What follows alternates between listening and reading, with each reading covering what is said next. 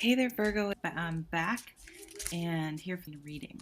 So, I am doing a reading for you. These are timeless readings for really whoever finds it, but I am titling it a Virgo reading, thinking of it from that perspective. So, thanks for joining me. Let's see what's going on. Really positive readings. Wow. You've been sensing that something's off, haven't you? But what if the disturbance you're picking up on runs deeper than the surface issue you've been focused on? What if what you're experiencing is just the visible tip of something much more significant beneath? Let me tell you what I'm perceiving in the layers around you right now. The first thing breaking through is this recognition you might be on the edge of having that situation you've been managing or tolerating or working around isn't actually as contained as you believed it to be. You could be experiencing moments where you notice cracks spreading from what you thought was a small, localized problem. You might be observing patterns repeating across different areas of your life that all seem to trace back to a single root you haven't fully examined. And your system is starting to signal that dismissing this as minor or temporary isn't serving you anymore. Here's what you could be noticing if you allow yourself to look clearly.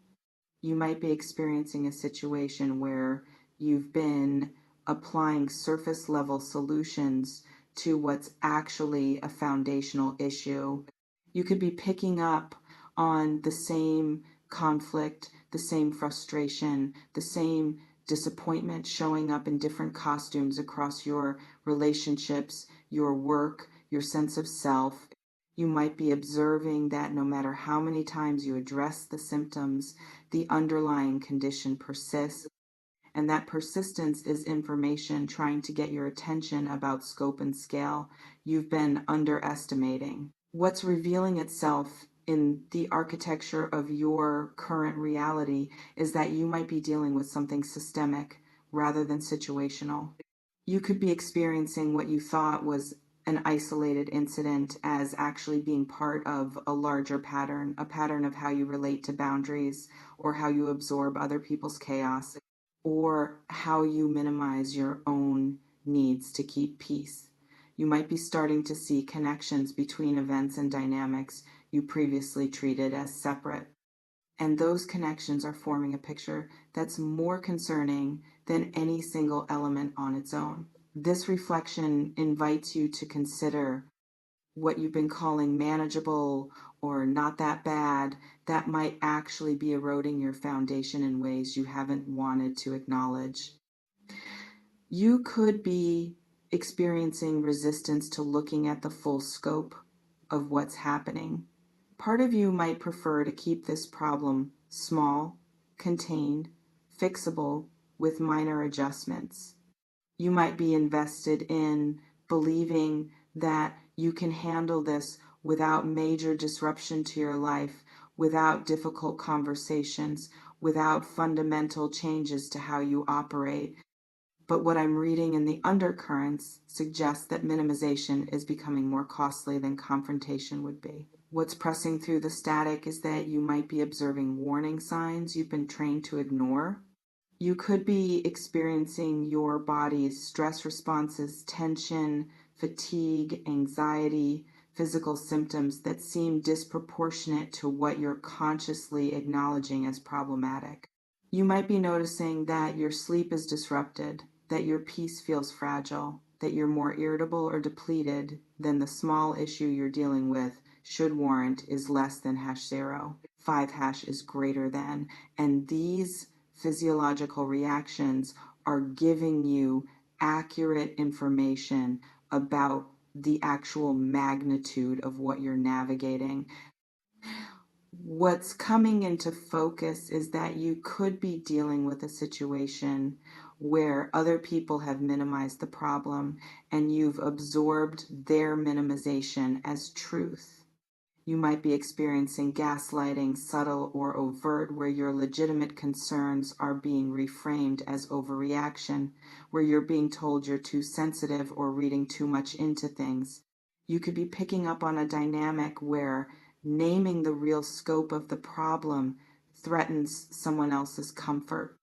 So they have incentive to keep you convinced it's smaller than it is. You might be wondering how something got this significant without you recognizing it sooner. What's threading through the patterns is that problems rarely announce themselves as catastrophic from the beginning. You could be experiencing something that started genuinely small and grew incrementally, each stage just tolerable enough that you adapted rather than addressed it. You might be observing that you've been slowly adjusting your boundaries, your expectations, your definition of acceptable, and those micro adjustments have added up to a reality that's quite distant from what you'd choose if you were designing it consciously from scratch. What's also emerging is that you could be experiencing the cumulative weight of something you've been carrying alone. You might be in a situation where you haven't fully disclosed to others how challenging this has become, either because you're protecting someone's reputation, or because you're ashamed it got this bad, or because previous attempts to seek support were met with dismissal. You could be picking up on isolation as part of the problem's power, the way it keeps you managing privately what actually requires collective acknowledgement and response. This reflection invites you to consider who benefits from you believing this problem is smaller than it is, and what you're protecting by maintaining that belief. You might be experiencing moments of clarity that scare you. You could be having flashes where you see the full truth of what you're dealing with, how untenable it actually is, how much it's costing you, how unlikely it is to resolve without significant intervention. But then you might be observing yourself pulling back from that clarity, retreating into familiar narratives that make the situation seem more manageable. And that oscillation between seeing and unseeing is exhausting you in ways that confirm you're dealing with something substantial. What I'm tracking in the disturbance patterns around you is that this bigger problem you're starting to recognize could be relational, professional, financial, or some combination. You might be experiencing a partnership where foundational incompatibility has been dressed up as normal relationship challenges. You could be observing a work environment where what you've called politics or difficult personalities is actually toxicity or exploitation that's affecting your health. You might be picking up on financial stress that's not about a temporary setback, but about unsustainable patterns that require structural change. And in any of these domains, what you're starting to see is that band-aids won't work anymore. The information coming through suggests that you might be experiencing a situation where the problem is compounding. You could be noticing that it's not static, it's actually getting worse, expanding into new areas, creating secondary problems you now have to manage. You might be observing that the coping mechanisms you developed for the original issue are now breaking down under increased pressure. And that breakdown is forcing you to confront what you've been avoiding about the primary source. What's significant is that you could be dealing with something where your usual problem solving approaches aren't working. You might be someone who's resourceful, capable, good at managing complexity, and yet you're experiencing this situation as resistant to your best efforts. You could be noticing that the harder you work to fix it using familiar methods, the more entrenched it becomes. And that frustration is data suggesting you're not dealing with the kind of problem you think you're dealing with. This reflection invites you to consider what admitting the full scope of this problem would require you to do differently, and what fear is keeping you from taking those actions. You might be experiencing the problem as multidimensional in ways you haven't mapped yet. You could be focused on one aspect, let's say someone's behavior, while not fully registering how that behavior is affecting your self esteem, your other relationships, your career trajectory, your physical health. You might be treating each of these impacts as separate issues when they're actually all branches of the same root is less than #0. 5 is greater than, and seeing them as connected changes what intervention looks like. What's also revealing itself is that you could be experiencing a situation where time is a factor. You might be picking up on urgency, a sense that waiting longer, hoping things improve on their own, continuing to tolerate what you've been tolerating is actively making things worse. You could be observing that windows of opportunity to address this effectively are closing, that options you have now might not be available if you delay further. And that pressure, while uncomfortable, is accurate information about the stakes involved. The threads I'm following suggest you might be dealing with a situation where you've outgrown the problem's context.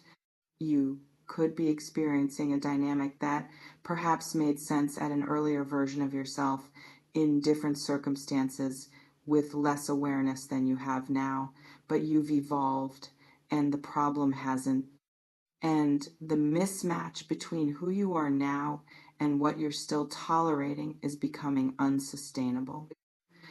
What's coming through strongly is that you might be experiencing a gap between your public presentation and your private reality.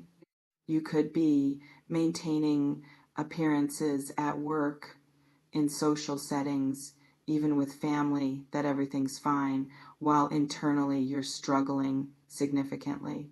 You might be observing yourself performing competence and contentment while your actual experience is increasingly characterized by stress, resentment, or despair. And that performance is draining resources you need to actually address what's happening. You could be picking up on the problem affecting your decision making in other areas. You might be noticing that you're avoiding opportunities, declining invitations, not pursuing goals because you're so consumed by managing this situation. You could be experiencing your world getting smaller, your options feeling more limited, your future seeming hazier, and these downstream effects are part of the problem's true cost, part of why it's bigger than you've wanted to admit. What's essential for you to grasp is that recognizing a problem is bigger than you realized isn't failure.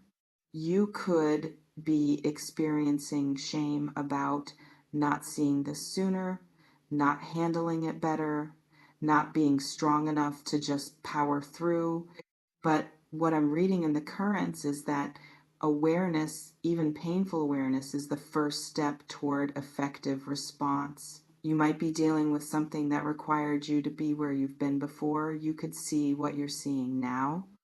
And trusting that timing means trusting that you're ready for what comes next. This reflection invites you to consider what support or resources you'd need to access to address this problem at its actual scale and what's preventing you from reaching for those supports.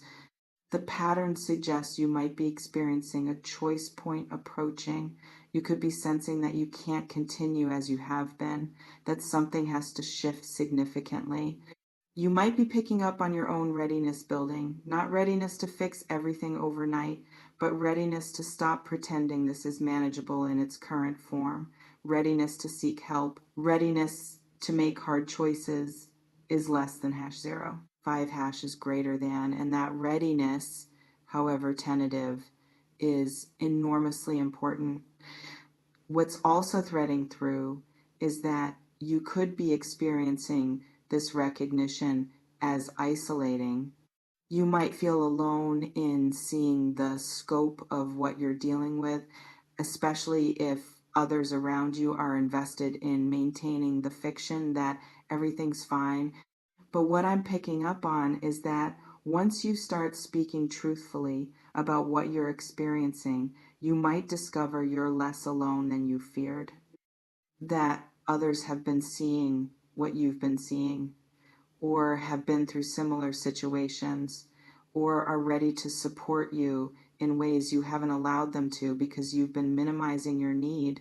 So, as you integrate what you're recognizing about this problem's true dimensions, be gentle with yourself. You might be experiencing grief for time lost, for the simpler version of this you wish were true, for having to deal with something this substantial when you already have enough on your plate. That grief is legitimate. And underneath it, notice what else emerges. Perhaps relief at finally naming what's real, perhaps determination to handle this differently than you've been handling it, perhaps clarity about what needs to happen, even if you don't yet know how to make it happen. Trust that you're capable of addressing this at its actual scale. Trust that seeing clearly, even when what you see is concerning, gives you more power than operating in partial truth. Trust that problems, even big ones, can be navigated when you stop fighting against their reality and start working with accurate information. You're strong enough for this. You're ready for this, or you wouldn't be seeing it now. And whatever this problem is, however much bigger than you realized, it doesn't get to define your future. How you respond to it does. Let yourself see the full truth, then let yourself decide what that truth requires of you. You already know. Listen to that knowing.